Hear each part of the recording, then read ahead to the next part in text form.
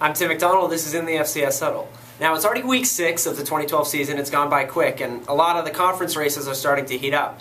You look at one of the biggest conferences, the Southern Conference, it's really wide open right now. The Citadel and Samford lost last week. They both have one loss now. Georgia Southern, Appalachian State, even Chattanooga, they're still lying in the weeds. There's a lot of time left.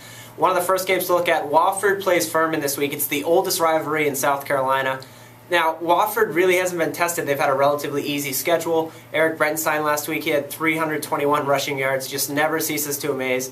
They're playing Furman. Furman lost their first 3 games of the year, but they've won 2 in a row. They've looked like a completely different team. Reese Hannon, the true freshman quarterback, has played really well. Gerardus Williams, the running back, has played even better the last couple of weeks. I think Furman can compete with Wofford, but Wofford eventually is going to grind it out with its run game, and I think Wofford passes its first test. Now the next game, the Citadel and Samford, like I said, both teams lost their first conference games last week. Fabian Truss of Samford was held in check versus Georgia Southern. They did a great job really limiting him to offensive big plays. And you look at the Citadel, they've really been a completely different team the last 2 weeks. They've been shut down by defenses. That triple option has had no success. Ben Dupree has really been limited. He's had 27 yards on 22 carries in the last couple of weeks, and the Citadel just hasn't looked the same. But I think they get back on track. Kevin Higgins, too good of a coach to let them just forget what happened earlier in the season.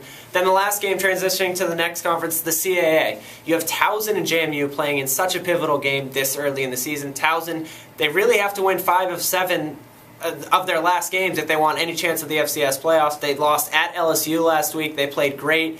It was a great performance, but they came up short, obviously. JMU, on the other hand, they lost to West Virginia in their FBS game, and they really haven't been tested either. Both of these teams, they want to run the ball first. They can also pass it. I think the key to the game is Grant Enders of Towson. He can make plays with his feet and with his arm if they have to. He can make plays a little bit more than Justin Thorpe, the quarterback for JMU. I think Towson goes into Bridgeport Stadium and they come away with the win. It's a huge game with a lot of implications in the CAA. This is Tim McDonnell in the FCS Huddle.